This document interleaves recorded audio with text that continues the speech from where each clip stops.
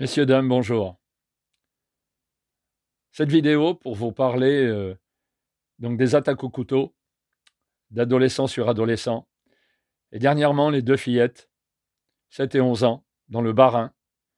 Je suis très ému, je suis dépité.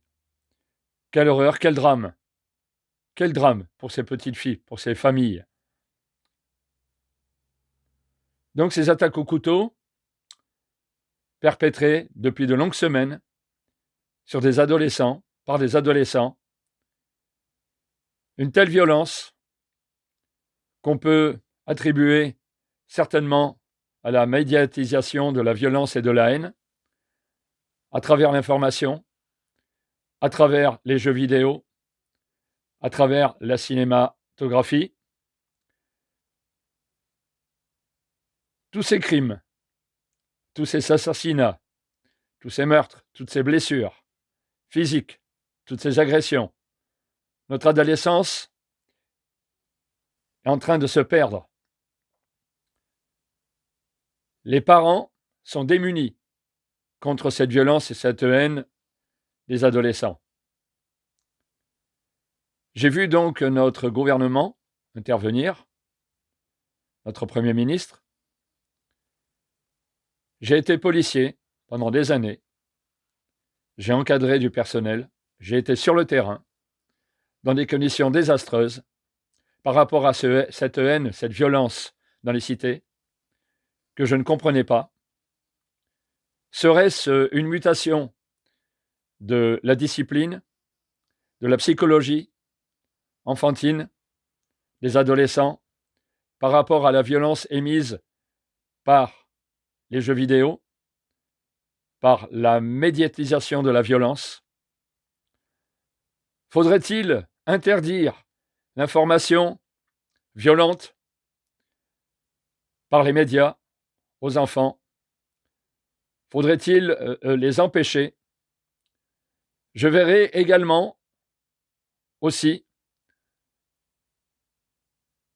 par les parents une communication plus intense sur les risques encourus par ce genre d'action, bien sûr, attaque au couteau en l'occurrence, car il ne se passe pas une semaine où il n'y a pas des crimes, des blessures graves, des blessures infligées des enfants par des enfants, ou des adolescents sur des enfants, ou des adolescents sur des jeunes adultes. Donc il serait peut-être judicieux d'intervenir au niveau de la communication, dans les écoles, dans les collèges, les lycées, pour donner aux enfants les risques encourus, pénalement, qui pourraient en dissuader plus d'un. Je verrai également, je m'adresse là aux politiciens, nos politiciens, pourquoi pas, puisque nous les envoyons souvent sur des sites de la Deuxième Guerre mondiale, où ils découvrent une partie de l'horreur de la Deuxième Guerre mondiale, voire quelquefois sur des sites de la Première Guerre mondiale. Faudrait-il pas les conduire au niveau de l'appréhension des risques encourus, de l'horreur, du drame qui peut leur être infligé s'ils vont en prison? Pourquoi pas les conduire en milieu carcéral pour leur faire comprendre que la liberté est un bien précieux? Et qu'est-ce qu'ils risquent? Je peux vous dire assurément que pour plus d'un, ça les dissuaderait. Voilà, nous en sommes que par le biais d'internet, des guet-apens sont mis en place par ces jeunes adolescents pour faire du mal, pour tuer, pour meurtrir. Pensez que ces jeunes adolescents avaient tout un avenir. Ils avaient espoir en leur avenir. Ils avaient espoir en ce qu'ils allaient construire. Pensez aux familles de ces adolescents qui ont été tués, qui ont été blessés grièvement, voire des séquelles à vie, aussi bien pour les parents psychologiquement, aussi bien pour les enfants psychologiquement et physiquement, pour les handicaps, pour les impossibilités de continuer leur vie normalement. Donc, il va y avoir certainement des adultes handicapés plus tard, des jeunes enfants handicapés. Je pense aux jeunes fillettes du Bas-Rhin C'est immonde, inadmissible. Il faut que ça s'arrête. En tant qu'ancien policier, je suis complètement abattu. C'est pour ça que je fais cette vidéo. Il y a eu également une attaque à Romans, sur Isère. Il y a eu des attaques. Je ne citerai pas toutes les attaques. J'aurais dû, à ce moment-là, faire une vidéo pour chaque situation, pour chaque fait divers. Je le fais globalement aujourd'hui. Car au fond de mon âme, je pleure.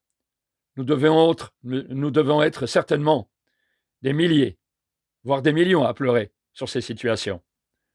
Bien évidemment, il y a aussi des gens qui fuient la réalité, qui se disent « ça ne m'arrivera pas ».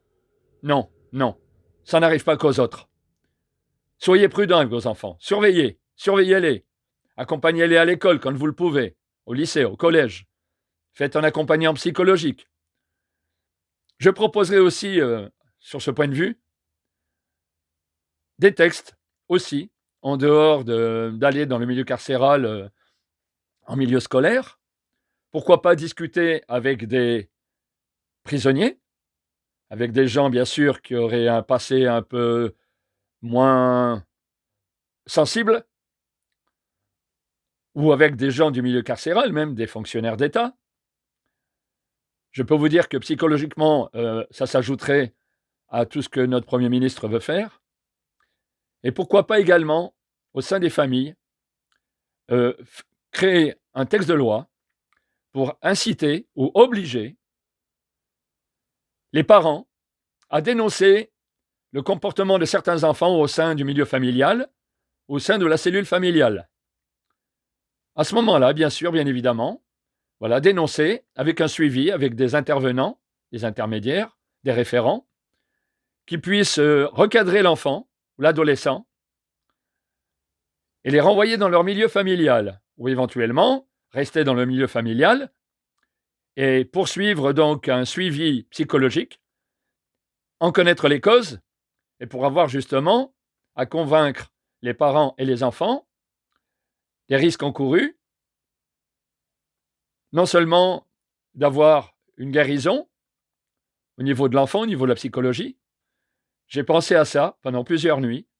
J'ai trouvé ces solutions. Notre Premier ministre a des solutions. Voilà, donc je m'adresse à lui, je m'adresse au politicien en général. Pour les gens qui verraient cette vidéo, ça serait magnifique, surtout s'ils sont haut placés dans le milieu scolaire, dans le milieu étatique.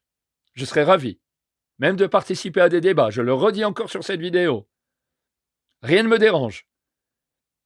Quand je vois à la télévision, quand je vois par les médias, des gens qui n'arrêtent pas de blablater, je le répète sur cette vidéo, qui sont dans les bureaux, qui sont, enfin, je dénigre pas la magistrature ou autre, ou les politiciens. J'ai été confronté par le désastre, l'horreur, le drame dans les cités. Pendant des années, j'étais sur le terrain. J'en ai assez de voir des gens qui n'ont aucune expérience sur le terrain, qui se permettent donc de donner des conseils ou d'avoir des avis, des suggestions. Je désire, sur cette vidéo, je le dis fermement, je désire participer éventuellement. Pas à des débats télévisés, ça ne m'intéresse pas. Donner mon avis. J'ai été déjà dans des commissions très importantes, dans ma carrière professionnelle de police, ministère de l'Intérieur. Et je vous le dis encore aujourd'hui, je désirerais participer à ces débats, car j'en ai assez de voir nos enfants mourir, de voir nos enfants blessés. Toute une vie, pour toute une vie ne plus pouvoir avoir un avenir décent. La souffrance, imaginons la souffrance de ces enfants, de ces adolescents. Je n'en peux plus. Il y en a marre. Donc, je fais cette vidéo par rapport à tous ces enfants, toutes ces victimes.